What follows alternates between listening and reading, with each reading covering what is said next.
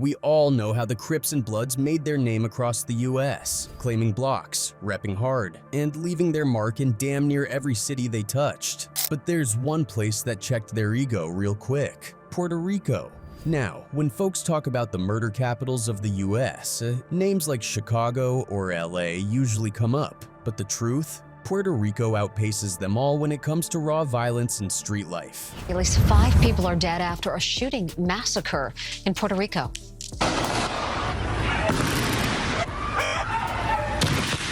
Even the toughest sets tread lightly out there. Let's get into it. When you watch the news in Puerto Rico, it hits different. Even though it's a US territory, the news out there doesn't come with the same filters or censorship you'd see on the mainland. Turn on the TV during a crime report and don't be surprised if you catch raw footage, like actual unblurred bodies in the background. It's graphic, it's real, and it tells you right away. Things here aren't sugar-coated. Violent deaths on the island, the highest figure in a generation. It's thought many are linked to a big increase in drug. But before we get into the thick of it, let's rewind and set the stage.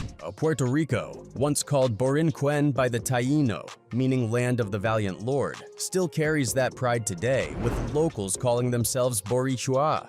It's also known as La Isla del Encanto, and yeah, it's beautiful. But beneath all that charm, the island lives in a strange kind of limbo. See, the US won't make Puerto Rico a state, even though most folks on the island want it. And because of that, they get shorted in a bunch of ways. Retirees pull in less from Social Security, Medicare doesn't go as far, and even though Puerto Rico's population is bigger than several US states, it can't file for bankruptcy or get a proper bailout when things go south. On top of that, people there can't vote for US representatives. And it's in this kind of setup, this raw overlooked system, that guys like El Burro rise up. Nelson Torres Delgado está acusado por un gran jurado federal por cargos de narcotráfico, asesinato y violación a la ley de armas. Nelson Torres Delgado. The name might not ring a bell right away, but on the island, he became a ghost in the headlines, a myth in the alleys, the most wanted man in Puerto Rico. From rundown housing projects to deep green mountain valleys where secrets stay buried for decades, his influence stretched like a storm cloud. Nelson's childhood didn't stand out much. Born into poverty like so many others, life was just survival. But even early on, people noticed something in him. Quiet, sharp, always watching. While other kids were playing ball or riding bikes, Nelson was learning how the street worked. He'd watch older boys run dope for local dealers, taking mental notes before he even hit his teens. By the time he was in his late teens, folks started calling him El Burro, the donkey, not because he was slow, but because he was stubborn as hell and carried more weight than most grown men could handle. The 2010s were rough for Puerto Rico. Economic collapse, political mess, hurricanes, everything hit at once. And where most saw wreckage, Nelson saw openings. He started out small, just another runner moving packs, earning stripes, and building trust. But he never planned to stay small. By his early 20s, he had a loyal crew, riders who'd go to war for him without hesitation. He wasn't loud or flashy, but he was calculated, reward loyalty, punish betrayal, that was his code. And with that mindset, he built an empire. El Burro ended up controlling the flow in places like Caguas, Cayey, and other key points on the island. His operation wasn't some ragtag setup. It was clean, precise, and run like a damn corporation. Heroin, coke, weed, fentanyl. It all passed through his hands and it moved like clockwork. And he wasn't just pushing drugs. He got smart with the money too, cleaning it through car washes, nightclubs, even churches. But no matter how many suits or businesses he touched, the streets were always home. Drugs were his currency, violence was his language. El Burro ran the streets like a ghost with a crown. His power, untouchable. His lieutenants didn't ask questions. They handled business, collecting debts, silencing enemies, and making sure anyone who paid up got to live in relative peace. But that peace, it was paper thin. Every now and then, turf wars would break out, and when they did, the streets bled. In Caguas, fear hung in the air. Gunshots became part of the nightly soundtrack right there with the Coqui Frogs. Sirens didn't startle anyone anymore. They were just part of life. El Burro's crew moved like shadows, masked up and strapped, always making sure their presence was felt.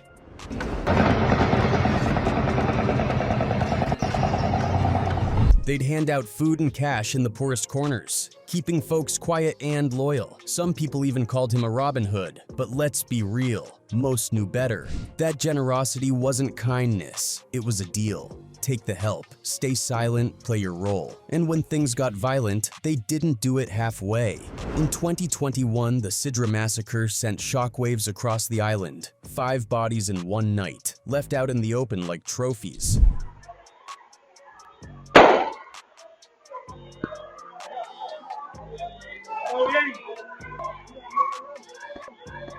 The message was loud and clear. This was his turf, and stepping out of line came with a death sentence. But it wasn't just rivals catching bullets. Innocents got swept up too. In 2022, during a shootout between crews, a retired school teacher named Margarita Rodriguez Morales got hit. She died right there in the chaos. People were outraged, but fear kept their mouths shut. The cops, they were always 2 steps behind, outgunned, outsmarted, and outmanned. In 2017, the feds came hard. Drugs, guns, conspiracy. But Nelson vanished before they could touch him. For 7 years, he stayed ghost, ducking the FBI, ATF, and Puerto Rican cops while running things from the shadows. His crew adapted, spreading power but still answering to him. A myth more than a man. They called him El Burro, the father, the mule. Tip lines climbed to $50K, but no one snitched. Fear and loyalty kept mouths shut, and while his empire ran on crime, he played the hero too, buying groceries, paying for funerals, throwing block parties. But his help had rules. Take the money, stay quiet, look the other way. Parents kept kids inside after dark. Shop owners paid or faced fire, and cops stayed out of it. El Burro ran things his way, no questions. But by 2024, the pressure was too much. Feds, rivals, and even the streets were closing in. The FBI launched a task force to take him down in 6 months. They didn't need that long. One quiet October morning, they found him alone in La Haas. No fight, no drama. Nelson Torres Delgado finally gave up in silence. Word got around fast. Some folks cheered, others lit candles. For most, it felt like the end of an era, one built on fear, sure, but also a weird kind of order. El Burro might have ruled with a heavy hand, but at least people knew the rules. Now that he was gone, nobody knew what came next. Yeah, law enforcement called it a win, and technically it was. But peace? Nah, that didn't follow. His crew splintered overnight. New names popped up, all gunning for the throne. Los Viraos came out swinging, trying to carve out their chunk of the empire, and pretty soon the bullets were flying again. If anything, the streets got hotter. The feds weren't wasting time. They dropped indictments like mixtapes, raided stash spots, and started rounding up anyone who'd ever so much as shook El Burro's hand. But even with all that heat, Caguas stayed tense. People were used to the old ways, used to knowing who was in charge. With that gone, everything felt off balance. Some prayed for things to calm down. Others braced for worse. Law enforcement kept it real. They said this wasn't over. El Burro might have been the face, but the network he built ran deep. Ties to international smugglers, crooked officials, layers of middlemen. Taking it all apart? That was going to take years, maybe decades, but still, for the first time in a long time, there was something in the air. Hope. Faint, but real. Now, before El Burro ever hit the scene, Puerto Rico had already been deep in the gang life. Go back to the 70s and you'll find the OGs of the island's gang history, groups like the Netas and Grupo 27. The Netas, spelled with the tilde, were basically formed to stand up to the G27, who were straight up mostly coming out of the Manuel A. Perez housing projects in San Juan. G27 had a rep for being reckless and savage, hitting anybody, from rival crews to innocent people just trying to make it out of Monaquillo and Rio Piedras. The Netas started inside the prison system trying to push back against that violence. Both groups came up around the same time in Oso Blanco prison. Netas used to call G27 members insectos because they said they had no code, no respect even for women, kids, or elders. The Netas tried to build this Robin Hood image, all claiming they were fighting for the people, but let's not sugarcoat it, they had blood on their hands too, and behind bars they moved weight, real weight. It's said the Netas control close to 75% of the drug trade inside Puerto Rican prisons. These days, the Netas are considered the biggest gang in Puerto Rico, and they've even planted deep roots in the US. But back in the late 70s, things really exploded. Prison riots broke out all over the island, and it got ugly. Over 50 inmates lost their lives. According to Warden Luis Rosa, it all kicked off at the Bayamon Regional Jail, then spread to La Princesa. In one 1976 riot alone, 20 inmates were injured. Warden Rosa said that by then the prison system had about 14,000 inmates, and around 60% were netas. In 1978, a corrections officer named Commander Hayon said the netas were still finding their identity. That same year, a key figure emerged, Carlos Torres Irizarry, better known as La Sombra. He founded what became known as La Asociación, a pro-inmate rights group, and quickly rose to be seen as the Netas' leader. Meanwhile, G27 wasn't just watching. They started their own group focused on quality of life for inmates, basically a rival movement. The beef got serious, and then it got bloody. On March 30th, 1981, G27 pulled the trigger, literally, acting on orders from their leader, Mickey Manota Santito. A G27 soldier named Ito El Loco stabbed La Sombra 3 times. Then another inmate, known only as Gandhi, finished the job with a .22 caliber shot. La Sombra bled out, and according to legend, his final word was Puna,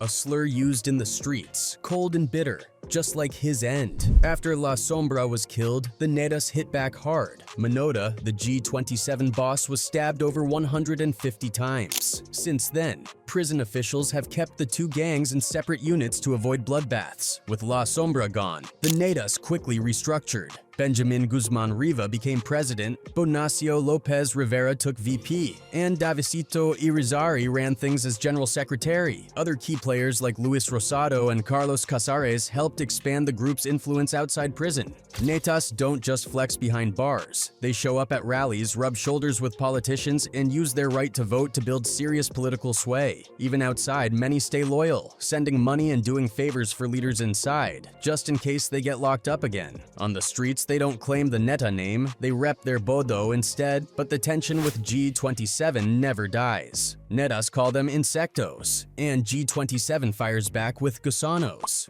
G27 may be smaller, but they're disciplined, dangerous, and still very much in the game.